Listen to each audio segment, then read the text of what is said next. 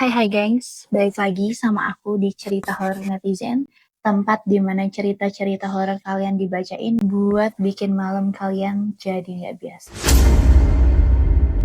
Hari ini aku mau bawain cerita dari salah satu netizen yang minta disamarkan namanya, sebut aja Reza.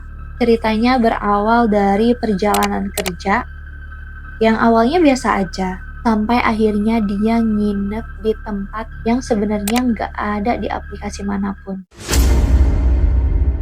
Oke guys, jadi Reza ini adalah seorang fotografer freelancer.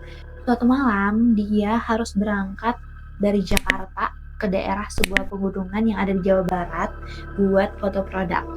Jadwal pemotretannya pagi-pagi, jadi dia berangkatnya malam dan inisiatifnya buat mencari penginapan aja di sekitar lokasi.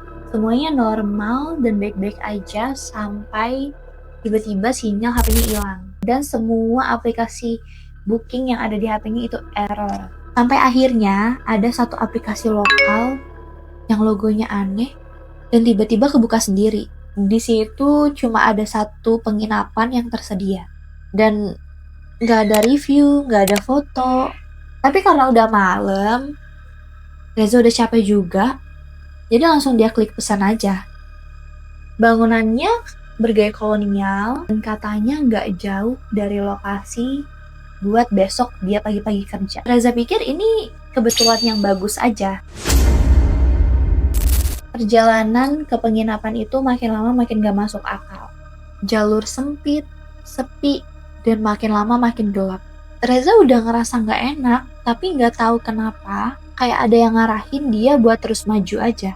Akhirnya dia sampai juga di sebuah bangunan tua, tapi bersih, dan lampunya nyala. Meskipun agak redup, tapi penginapan itu sepi. Dia turun dari mobil, masuk lewat pintu utama.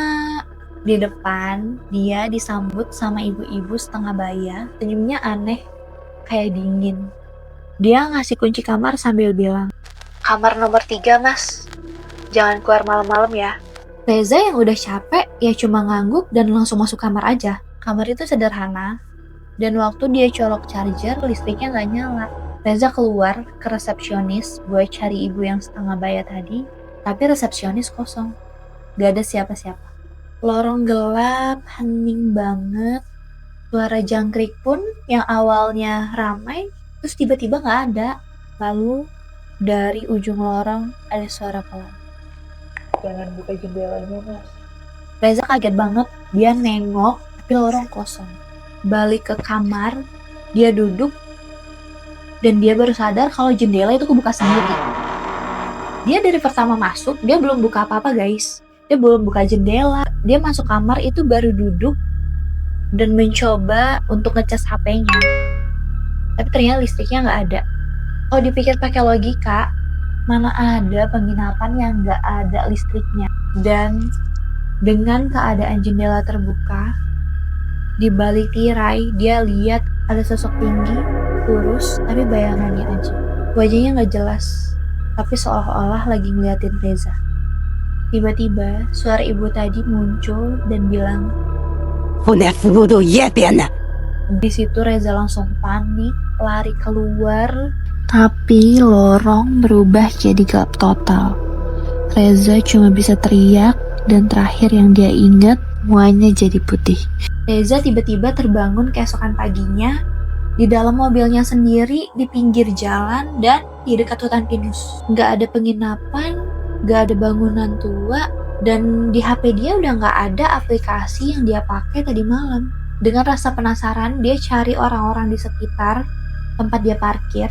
Waktu dia tanya warga sekitar tentang penginapan yang dia maksud, mereka bilang, "Mas, itu bangunan udah kebakar dari tahun 98. Gak pernah dibangun lagi sampai sekarang." Dan di momen itu Reza sadar, aplikasi itu mungkin bukan buat booking, tapi buat ngebawa orang balik ke tempat yang seharusnya gak ada. Oke gengs, kalau kalian jadi Reza, kalian bakal berani nginep di tempat kayak gitu juga gak? Tapi menurut kalian, ini cuma sekedar mimpi aja? Atau emang sebenarnya Reza benar-benar ngalamin tapi di dimensi lain? Jadi pelajaran juga. Jangan asal klik aplikasi nggak jelas, apalagi pas sinyal hilang dan malam-malam sendirian. Dan seperti biasa, kalau kalian punya cerita horor dan pengen aku bacain, langsung aja kirim ke email cerita horor netizen atau bisa DM aku via Instagram di @gitagg. Kalau kalian suka sama cerita horor kayak gini, jangan lupa like, comment, dan subscribe. Dan jangan lupa nyalakan loncengnya biar kalian tahu kalau ada notifikasi video terbaru dari aku.